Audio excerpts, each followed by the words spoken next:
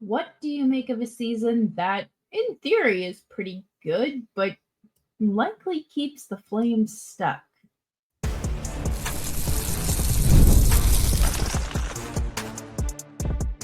You're Locked On Flames, your daily podcast on the Calgary Flames. Part of the Locked On Podcast Network, your team every day. Hello, everybody, and welcome to today's episode of Locked On Flames. As always, I am your host, Jess Belmosto, and thank you so much for joining me. Today, we are going to be breaking down, starting the off-season autopsy, if you will, of the Flames season, because a lot happened in a short period of time, and could this be considered a successful season, even though they didn't make the playoffs? And is it a successful season if they were projected to finish bottom 5 and were really shooting for a high-end draft pick? Make sure you are subscribed to Locked On Flames wherever you get your podcasts, as well as YouTube. We are here for you Monday through Friday, 5 days a week, your team every day. And let's jump into it because, as we remember, this team was not supposed to do anything. This team was not supposed to make any noise. They were likely going to be basement dwelling team. They had a lot of, question marks surrounding them. Jonathan Huberdeau was likely going to continue his decline, I guess you could say. The lack of offense. You had a rookie goaltender in net with a not so great defense and an inexperienced forward group. What could have gone wrong? Just about everything really could have gone wrong, because if you think about it, the Flames do have a chunk of veterans on this roster, but they still, implemented young players. Jacob Pelletier before he was traded, Matt Coronato, Connor Zary, Adam Klapka, Martin Pospisil, and I'm sure, Rory Currens throughout the season as well. It just wasn't supposed to work out like this. And everyone, all of the experts, anyone that had eyes looked at this roster on paper and said, woof, this is going to be a not so great team. And you knew there was going to be poor defense and no scoring. Well, those two things kind of did happen, but you had Dustin Wolf to kind of save you and bail you out night after night, which we'll talk about a little bit later. But the expectation was to finish likely in the top 5 or bottom 5 of the league and not have to give your draft pick to Montreal because it was top 10 it was a protected top 10 pick. So it was not supposed to be the Flames year. This was supposed to be another step in the rebuilding process. They traded Markstrom. That was a big hurdle in order to get Dustin Wolf in, fully starting in the NHL. You traded Mangiapane, who, was a solid defensive forward. Got a draft pick for him. You trade Jacob Pelletier and Andrei Kuzmenko, and there's changes happening preseason and midseason that makes you think, okay, we're still heading in the right direction. But then the Flames start scoring and winning games. And Dustin Wolf looks like Connor Hellebuck, regular season Connor Hellebuck, mind you, and starts to get a little, that false hope comes over the fans. Dan Vladar plays great through a stretch of games. Mackenzie Weegar is playing like shut down defense. Kevin Ball is getting situated and playing those top pair minutes. Joel Hanley is taking some ginormous leaps in his playing game, at 33 years old. Jonathan Huberdeau puts up 28 goals. Like, things are happening that lead you to believe, like, okay, this is all good stuff. But then in the back of your mind, you kind of have to remember they need to get better. And that's going to have to happen through the draft. Okay, sure. So you're thinking not so great, because you finish, the likelihood of finding that high-end, high-caliber talent in the middle or late or in later rounds is slim. It happens, do not get me wrong, it happens, but you're not you're not as likely to find that. And that's why those late picks like Dustin Wolf are so special, because he almost didn't get drafted. And I look back on 6-7 months ago when we were talking about what to expect for this season, and there were people who projected the Sharks to have more points than the Flames. Like, the Flames were going to finish below the Sharks, which did not happen. And we're going to talk more about the reality of this season and the overachieving that happened, while also kind of asking ourselves, was this successful? What do you define as a successful season? Coming up next here on Locked On Flames.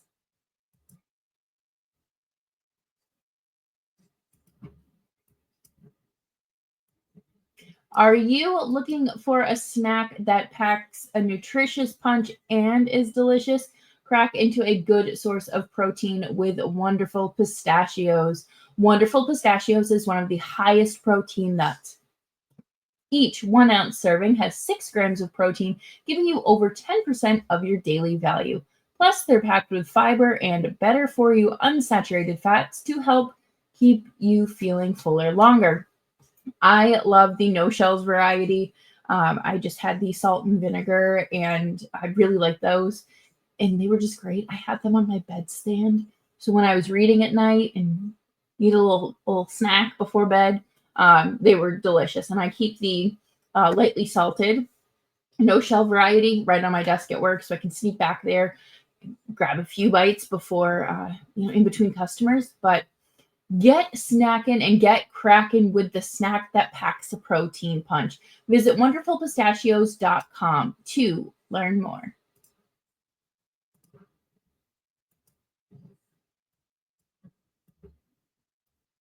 Thanks, everyone, for hanging out with me today on Locked On Flames. Make sure you're subscribed wherever you get your podcasts, as well as YouTube. We are here for you Monday through Friday, 5 days a week, your team every day. What happened this season, right? A lot happened. It was a ride. It was an unexpected journey, I would say. The expectations were low heading into it. So like every big win felt a lot bigger.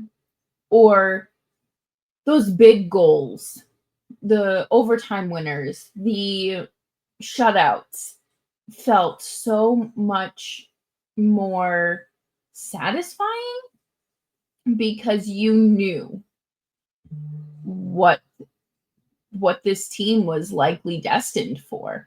But that wasn't the case. I mean, yes, they did miss the playoffs, and that obviously stinks. And, you're hoping that, you work as hard as they did. You hope you make the playoffs. But unfortunately, that just didn't happen. But what were the overachieving moments of this season. And obviously, my first thought was, of course, Jonathan Huberdeau. For him to go into the season, with an expectation of, okay, like this is just going to be another 50-point season for him. Not going to be anything flashy, not going to be anything to write home about. He was settled. He looked like vintage Jonathan Huberdeau in terms of his passing. He looked as if he had completely settled in to this lineup, to this locker room, to his new life in Calgary, and his mind was fully on the hockey. And I think that is something we need to take into consideration too, because I said the same thing about Blake Coleman. It took him 2-3 seasons to get comfortable in Calgary and to play some of his best hockey. And do you know where he moved from as well? Florida, where they don't experience winter, where they play very different style of hockey, just like Jonathan Huberdeau. And I think what I remember saying going into this season was this could be a very similar situation to Blake Coleman, where he plays some of his best hockey. And it happened, but only because of Blake Coleman. That's the only reason I projected that. But I think something that should go without saying is we need more from Huberdeau, but this was a nice step in the right direction. So I want to see Kadri, Huberdeau, and Coronato on a line again, or Zary over to Coronato. Like, there has to be something else in this lineup that can continue this success and momentum for him. I think that another big plus for the Flames was, of course, Dustin Wolf. And not only his performance. Night after night, he looked great. But the emotional maturity and that emotional intelligence that he carried with him from start to finish. There were nights where he was getting shelled abysmally. It was bad. And he looked cool as a cucumber. There were nights where his defense decided to take the night off. Cool as a cucumber, in game, on the, in intermission interviews, post game. He was very matter of fact, and just, I don't want to say like nonchalant, like it is what it is, but he treated it as if, that was 60 minutes. Not a great performance, but I have to move on from it. And it's one game at a time.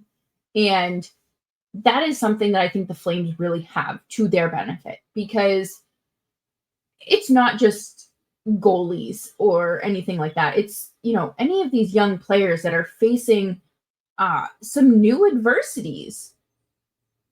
They're not necessarily like poised to handle them with grace. They're young men in an unfamiliar situation. And I just think that the way Dustin Wolf has carried himself, I hope that kind of bleeds into the locker room with the other younger guys. And especially, if we see, Martin Pospisil, I think, Hunter Brustewicz, Zane Parekh, like any of these guys. And I think it's a nice reminder for the veterans too. And there's nothing wrong with that. And speaking of young players and success, Matthew Coronato had an incredible season as well. He took leaps forward in his production and his skating going into the season. His skating was a big concern, and just in general, how he could continue the momentum and build stamina so he wasn't, crashing out in like December, because he, of course, was playing NCAA hockey. season's very different from juniors and a lot more compact, and it's not as long and drawn out. But started the season as the 13th forward, ends up getting sent down, comes back, and does not go back to the AHL. 24 goals with 47 points. He reignited something in this lineup that I thought was very special. Him and Connor Zary have had such this nice offensive touch to the lineup. And, you know, we talk a lot about replacing that game-breaking player that the Flames lost when Tkachuk and Gaudreau left. And I'm not saying that these two players are, you know, elite forwards, but Coronato and Zary have both stepped up in ways that have similar, I don't know what the right word is, I guess. You know, it's similar impact to those players. And I think that it's imperative that the Flames lock them up both up long term this summer. I really would consider like those two to be players that you're going to build around. More so Zary. That's not any disrespect to Coronato. I think that he still has a little bit more to prove. But again, one last thing. They made an in-season trade. And we know that all season long, it was, we're trying to find a young center. We would like for them to be a right-hand shot. But the asking price is too much. So on and so forth. And then you trade Jacob Pelletier and Andrei Kuzmenko, and you get Morgan Frost and Joel Farabee back. Both of those players, you know, played good hockey. Both could probably benefit from a full summer and, you know, not having to worry about getting settled and finding a place to live and all that. So really being able to focus on hockey and just hockey, probably going to do wonders for him, for both of them. And I think that that's the thing as a whole for this room as well, because the reality of this is that they overachieved as a team. Did some players underperform? 100%. Absolutely. That goes without saying. But as a whole, they overachieved. They did not. Sure, they missed the playoffs. Sure, they're not drafting a top 10 pick. But they showed what they're capable of and then some. So we're going to have to see where this sends the offseason, in which direction Craig Conroy is still looking to take. But coming up next, we're going to talk about, you know, was it a bust? Is it fair to call it a bust? Is it a fail? Was it successful? How would you define this season? Here on Locked On Flames.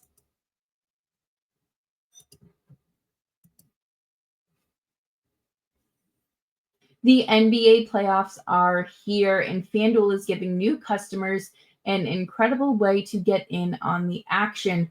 Right now, when you join FanDuel and you place your first $5 bet, you'll get $250 in bonus bets if your bet wins. From three-pointers to steals to assists, FanDuel has so many ways to bet your favorite player props. Plus, after the game tips off, you can even combine live prop bets into a same-game parlay for a chance to win big. Don't miss out. Head to FanDuel.com and claim your $250 in bonus bets today.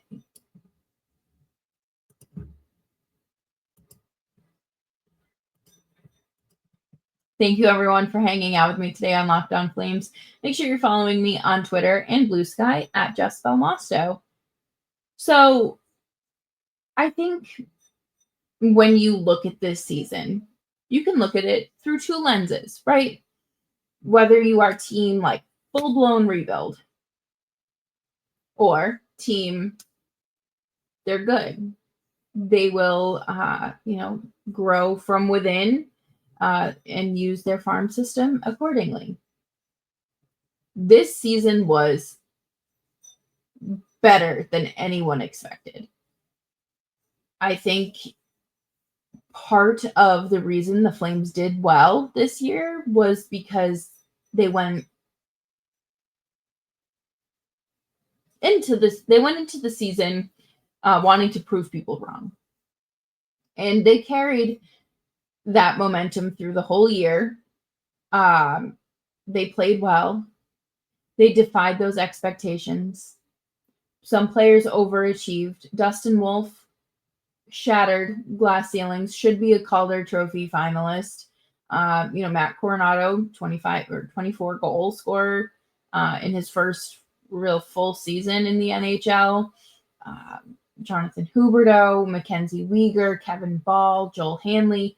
There were a lot of things that lived up to the expectation and exceeded it.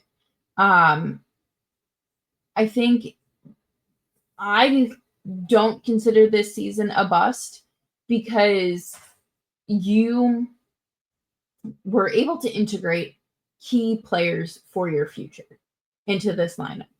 Again, Matt Coronato, Dustin Wolf, Connor Zary. Those three are the ones right there that saw consistent ice time that are part of this bigger plan that we're always referring to. And I think being able to get them ice time, consistent ice time, lots of ice time, night after night after night, is a step forward in their development, and you can see a true difference. I think you can honestly even tell like the emotional maturity from like the growth from Zary and Coronato. I mean, Dustin Wolf is, as I mentioned before, very stoic and carries himself, it's one game at a time.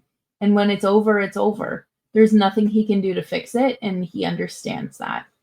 But is this a bust? No, I don't think so. I think that this is once again a situation where the Flames end up kind of in the middle. And that's not where you want to be. You either want to be riding high with the playoffs and maybe even being a real contender. That is obviously where you want to be. Or for a team that is hoping to rebuild, retool, re-rack, whatever we're calling this. I feel like we've been saying this for 3 seasons. Like, I don't know what we're actually calling this because it doesn't feel like they've committed to a rebuild. I